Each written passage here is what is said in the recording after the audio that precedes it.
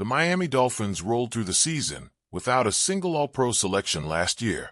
That might not shock anyone. All-Pro is elite-level recognition, but after a shaky campaign, it stings seeing no one make the cut. Now, with the 2025 season looming, there's a fresh shot at glory. This isn't about token nods or filler. It's about spotlighting three Dolphins who feel primed to grab the spotlight and finally earn that honor. Zach Sieler's name never seems to come up when fans outside of Miami talk about elite defensive tackles. Inside Dolphin circles, though, the story's different. His presence on the field isn't subtle. He dominates.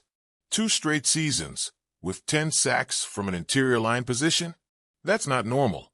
That's not something you accidentally do. The idea that he's never been to a Pro Bowl, never mind an All-Pro nod, feels like a glaring oversight. And don't let anyone tell you he's riding coattails. Christian Wilkins was there in 2023. Sure, but in 2024, it was a rotating cast of fill-ins and backups. No stability. Still, Sieler delivered big time. Run defense? Yeah, he owns that too. 11 tackles for loss last season. Anchoring the line. Making plays at or behind the line of scrimmage. Doing the dirty work with no fanfare. The problem isn't performance. It's visibility. Around the league, other names have built brands. Quinnen Williams, Chris Jones, Dexter Lawrence. They show up on highlight reels, media segments, jersey sales. But if Sieler puts up another monster season, can voters really keep ignoring him? Can he keep getting buried behind flashier names who don't bring his level of consistency? He's got to pop. He's got to rip through double teams, knock down passes, create turnovers, something that forces people to say, "Who the hell is that?" Because otherwise, the numbers alone might not do it. But the stage is set. One more season of chaos from the interior, and it'll be impossible not to include him. Jalen Waddle had a 2024 to forget, but only statistically. It was a rough stretch, especially without Tua. Quarterback play fell off a cliff, and so did the production. 17 catches in games with backups. That's not on him. Watch the tape. He still ran crisp routes, got open, looked dangerous. But the ball wasn't there. Opportunities vanished. That's what happens when your offensive rhythm breaks. But rewind a bit. In 2022, Waddle went off. 1,356 yards, 8 touchdowns, best yards per catch rate in the NFL. Before that, he set the rookie record for receptions. In 2023, another 1,000-yard season. He's not new to big-time production. He's just been stuck in unfortunate circumstances. Now, heading into 2025, he's healthy.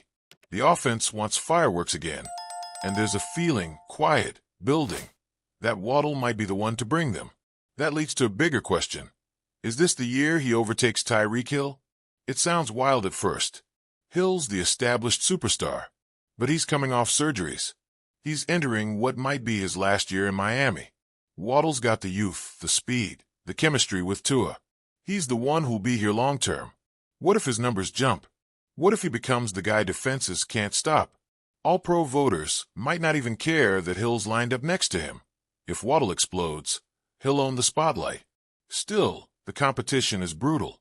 Justin Jefferson, Jamar Chase, A.J. Brown, guys with highlight reels every Sunday. If Waddle wants in, he'll need more than raw stats. He'll need clutch moments, game winners, explosive plays that get played over and over on Monday morning breakdowns. Can he do it?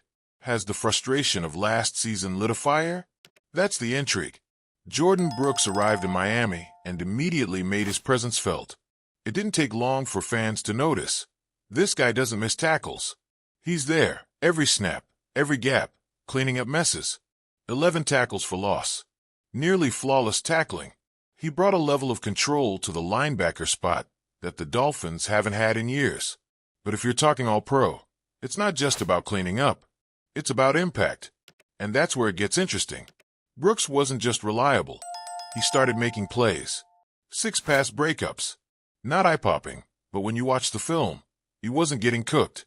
He was sticky in coverage, comfortable, confident, and when he blitzed, he got home. 11 pressures on 38 rushes. That's not just effort, it's timing, precision, fearlessness. He turned himself into a weapon in multiple dimensions. Here's the thing, though. Linebacker's a tricky spot. There's Fred Warner, who's on another planet. Roquan Smith usually claims the second spot, though he dipped a bit last year. The third, it's a revolving door. Quincy Williams, Zach Bond. Unexpected names. It means there's room for someone like Brooks to slip in, especially if he keeps trending upward.